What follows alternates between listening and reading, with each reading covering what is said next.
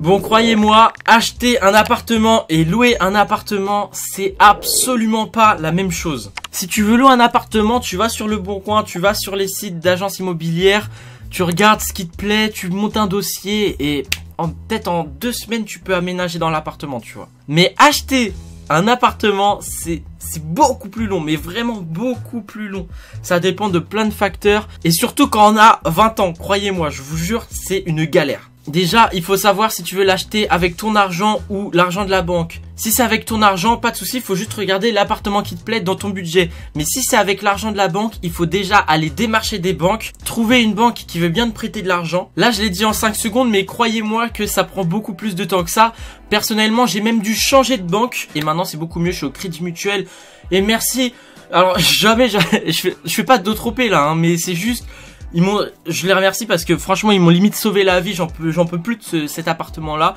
Et voilà, donc merci le Crédit Mutuel de m'avoir prêté de l'argent. Donc comme je vous ai dit, j'ai changé de banque, j'ai appelé le Crédit Mutuel, je leur ai dit voilà, je fais ce métier là, je fais ceci, je fais cela. Je suis allé à un rendez-vous avec un dossier comme ça mon pote, avec tous mes revenus, toutes mes OP, tout ça. Je leur ai dit voilà, avec ça combien vous pouvez me prêter? J'ai 80 000 euros d'apport. Moi je cherchais un appartement entre 150 000 et 200 000 euros et un prêt sur moyen terme. Voilà, on peut faire un prêt sur 5, 10 ans, mais c'est beaucoup trop court. Et on peut faire un prêt sur 25 ans, mais j'ai pas envie d'être endetté sur autant de temps. Pour ma résidence principale en tout cas, parce que ça va être ma résidence principale. Donc finalement, le banquier revient vers moi, il me dit ok, on peut te prêter 112 000 euros sur 13 ans et 7 mois à peu près, avec tes 80 000 euros d'apport. Donc du coup, tu cherches un appartement environ dans les 190 000 euros. Je me suis dit bon bah nickel, maintenant j'ai juste à chercher. Une fois que tu as le budget, il faut bien réfléchir à quel appart tu veux acheter, parce que là c'est pas des 600 euros par mois, non, c'est tout de suite 100 000, 150 000, 200 000, 250, 300 000 euros, tu vois. Tu peux pas te permettre de claquer 300 000 euros sur un coup de tête, sur ah tiens je vais acheter ci, ça. C'est hyper important de prendre son temps pour voir quel appartement tu veux acheter. Alors je parle pour un appart, mais pour une maison aussi, hein. Donc ça peut être l'emplacement, ceci, cela, bref. Du coup moi comme je veux investir toute ma thune à Rennes, bah je suis allé sur Le Bon Coin, hop, j'ai regardé toutes les annonces à Rennes et là je suis tombé sur une annonce, un truc de ouf. Un appartement qui était dans mon budget, un 80 mètres carrés, franchement limite coup de cœur. Un bien ultra lumineux avec plein de pièces, un énorme salon avec, attention, je vous le dis bien, dans l'appartement, un balcon, pas 2 balcons, 3 balcons. Un sous-sol, donc une cave en sous-sol, une place de parking en souterrain sécurisé, enfin franchement la totale. Et il rentrait parfaitement dans le budget parce qu'il était à 170 000 euros. Donc là franchement super, il est encore un peu dans son jus des années 70, mais c'est pas grave, moi les rénovations ça me fait pas peur. Et en plus de ça je suis large dans mon budget. Donc j'appelle immédiatement l'agence, je leur dis que je veux visiter le bien. On se programme une petite visite pour le 8 décembre. Le 8 décembre 2020. Ah oui, parce que là, on est en... Je vous dis, ça met du temps à acheter un appartement. Parce que là, la vidéo, elle sort beaucoup plus tard. Bon, bref, voilà. Je visite le bien le 8 décembre. Et bah, évidemment, j'ai une vidéo. Bah, je vais pas vous laisser sans vidéo. Il faut que je vous montre. Donc, voici l'appartement. Je vais vous le montrer. Je vais éviter de filmer dehors et tout, mais...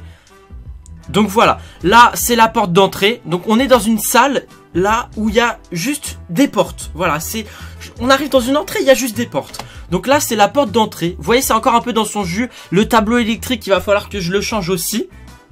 Là on arrive avec une autre porte. Je vais vous spoiler, c'est un placard. Voilà, on a juste une porte, c'est un placard. C'est la taille de mon 6 mètres carrés, clairement. Voilà. Ah purée, la qualité elle est horrible, mais bon, c'est pas grave. Donc regardez ça, voilà, donc ça aussi on va le retaper, on va faire un truc un peu plus propre. Donc on va le retaper pratiquement entièrement. Donc regardez-moi ça, ici première chambre avec, je vous le donne en 1000, un rideau qui se... électrique, tu vois. Ça c'est le luxe, franchement c'est un truc de ouf. Donc voilà, le parquet il a été refait, mais en fait le problème de cet appartement c'est qu'il y a environ 6 ou 7 pièces en tout. Et... il y a 6 ou 7 sols différents. Voilà, je sais pas ce qui s'est passé dans la tête des gens qui étaient là avant ou du proprio, mais c'est une galère pas possible. En plus, ils ont été refaits pratiquement à neuf, donc qu'est-ce que tu veux que je fasse quoi, tu vois? Ça, il va falloir que je réfléchisse. Donc voilà, super chambre avec un balcon. Je peux pas trop vous montrer l'extérieur malheureusement, mais voilà, donc Voilà, première chambre, elle est nickel. Voilà, donc là, deuxième chambre. Un peu, donc là c'est juste des vitres qui s'ouvrent comme ça. Les volets ils sont pas électriques, mais c'est pas très grave parce que je peux appeler la société pour les rendre électriques. Donc du double vitrage, il est parfait. Regardez, deuxième chambre. Alors dans les deux chambres il y a un dressing. Voilà, il est encore un peu vieux. Il y a de l'électricité. Je pense qu'il va falloir que je la retape. Donc là, ah oui, je vous montrais, voilà, la salle avec toutes les pièces. Vous avez vu, au fond à droite, il y a le salon. Au fond à gauche, il y a la cuisine. Et là, dans le pan de mur de gauche, il y a la salle de bain où on a failli rentrer dedans. Et les toilettes un peu plus loin. Donc regardez ça. Voilà, donc la salle de bain, elle est ignoble. Elle est ignoble. Donc regardez-moi ça, ça aussi on va tout refaire de A à Z. Ici je vais mettre machine à laver, sèche-linge. J'ai vu il y a la place, il y a des entrées d'eau, il y a des sorties d'eau. C'est parfait, il y a des écoulements. Le lavabo, tout ça on va tout refaire. Le papier peint ça va être une galère à enlever, mais on va tout refaire aussi. Et vous allez tout voir en vidéo hein. Je vous le dis, vous allez tout voir en vidéo. Bon allez c'est parti. Donc du coup, là on a également les toilettes. Les toilettes on va les refaire aussi. Je me tâte, ici vous avez vu il y a des étagères. Je me tâte à les enlever, je vois qu'il y a des mêmes choses, sorties, entrée d'eau. Et je crois qu'il y a le compteur en dessous dans l'espèce de coffrage. Je me tâte à remettre un lavabo ici. Je ne sais pas, donc il y a la VMC, on l'a vu. Donc ça c'est bon, elle a été refaite. Donc voilà, là c'est pas mal. Là vous voyez que je vous ai montré les petites chambres et tout, mais c'est pas mal. Donc je vais vous expliquer ce que je vais faire en rénovation ici également. Donc vous avez vu deux sols encore différents. Donc ici on va tout carreler, on va refaire une salle de bain propre, une cuisine propre. Parce que là elle est encore, voilà, c'est du formica, ouais, vraiment c'est resté dans les années 70-80, c'est, voilà. On a l'autre côté de la cuisine, donc vous avez vu qu'on a une profondeur, regardez, si on regarde à travers les portes et tout jusqu'au fond, mais c'est un truc de ouf, je vais me perdre, j'habite dans un 6 mètres carrés depuis 1 an et demi, je vais me perdre dans cet appartement. Donc vous voyez à gauche, il y a le salon et je vais vous expliquer ce que je vais faire dans le salon. Regardez, on va rentrer dans le salon comme ça et là il y a un salon d'environ 25 mètres carrés et il y a un pan de mur qui a commencé. En fait ça a été construit exprès pour qu'on puisse avoir le choix de fermer ou d'ouvrir pour faire une troisième chambre et c'est exactement ce que je vais faire. Je vais faire une troisième chambre et je vais vous expliquer pourquoi après. Donc du coup ce que je vais faire dans les travaux, c'est que je vais effectivement fermer ce pan de mur pour avoir une troisième chambre, un salon plus petit, mais je vais casser le mur orange que vous voyez entre le salon et la cuisine pour faire une cuisine qui donne sur un salon de taille moyenne. Pourquoi je veux faire ça? Bah parce que le salon j'y vais pas souvent, c'est pas une salle, je dis ça alors que je vis dans un 6 mètres carrés, mais voilà, c'est un salon, je veux faire un petit salon tout simplement. Parce que c'est un endroit où on va pas souvent, je veux juste mettre un canapé, une télé, un meuble télé, une petite table, mais sinon c'est tout. La cuisine elle est déjà hyper grande, si je veux mettre une salle à manger je la mettrai dans le coin cuisine, etc. Donc voilà, ça suffira amplement. Donc comme vous voyez, côté salon on a 2 balcons, donc ça va me permettre quand je vais couper le salon en deux, il y aura une chambre, une deuxième chambre avec un balcon, puis le salon il aura également un balcon. On va perdre un peu de luminosité malheureusement parce que c'est quand même très très lumineux, mais franchement c'est un truc de dingue. L'appartement il est, franchement il est ouf. Donc je l'ai visité, je l'ai filmé le jour de la visite, j'ai eu un gros coup de cœur. À l'appartement là, j'ai appelé mon banquier quelques jours après qu'on a fait la simulation de prêt. Je lui ai dit ok, j'ai trouvé un appartement. Il y avait déjà une proposition de fait, ça veut dire que quelqu'un avait déjà visité l'appartement, il était prêt à l'acheter, mais il avait fait une proposition un peu plus bas parce que l'appartement il était à 170 000 €, mais il le voulait pour beaucoup moins cher. Mais moi je sais pas parce que c'est l'agente, je sais pas si ça se dit, mais l'agent immobilier, voilà, c'est une madame, c'est pour ça que je dis ça, mais elle m'a dit qu'il y avait quelqu'un déjà dessus, il a déjà fait une proposition, donc ça va être chaud pour l'avoir. Et moi j'étais franchement dégoûté. Je lui ai expliqué un peu mon histoire, que je vis dans un 6 mètres carrés et tout. Elle a compris et du coup bah elle a été trop cool. Je vais vous expliquer l'histoire de fou qui s'est passée. C'est que du coup moi j'ai décidé de faire une contre-proposition à 165 000 €, donc 5 000 € de moins. Donc c'était aussi un peu risqué parce que j'aurais très bien pu l'acheter à 170 000 €, ça aurait été dans mon budget, mais on doit toujours négocier, tu vois. Mais le problème c'est qu'il y avait des visites après. Et comme sur Rennes ça va très vite, un appartement, bah là il a été mis en vente puis vendu par moi en 1 semaine, tu vois. J'ai fait une proposition en 1 semaine. En général ça se vend en 1 semaine un appartement comme ça.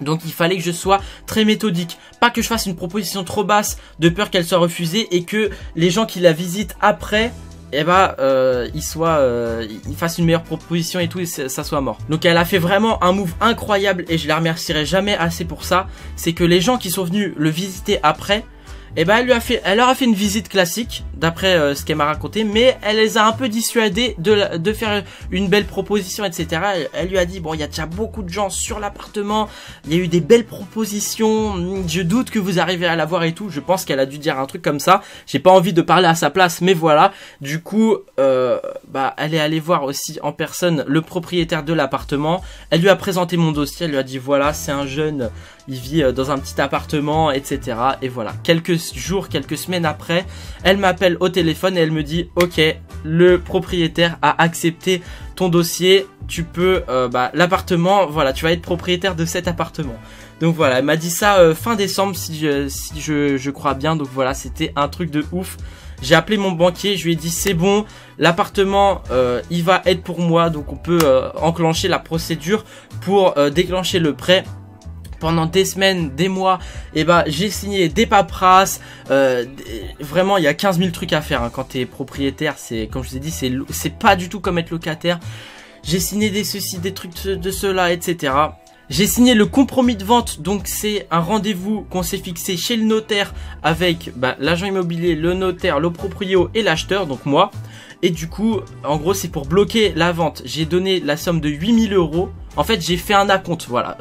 J'ai fait un acompte, on peut pas dire plus simplement. J'ai fait un acompte de à peu près 5% de l'appartement, je crois. Donc oui, à l'heure où sort cette vidéo, je suis dans mon appartement. Donc si vous voulez tout voir, suivez-moi sur Instagram. Je vais poster des stories, etc. Je vais évidemment poster des vidéos sur cet appartement. Mais franchement, c'est un truc de ouf.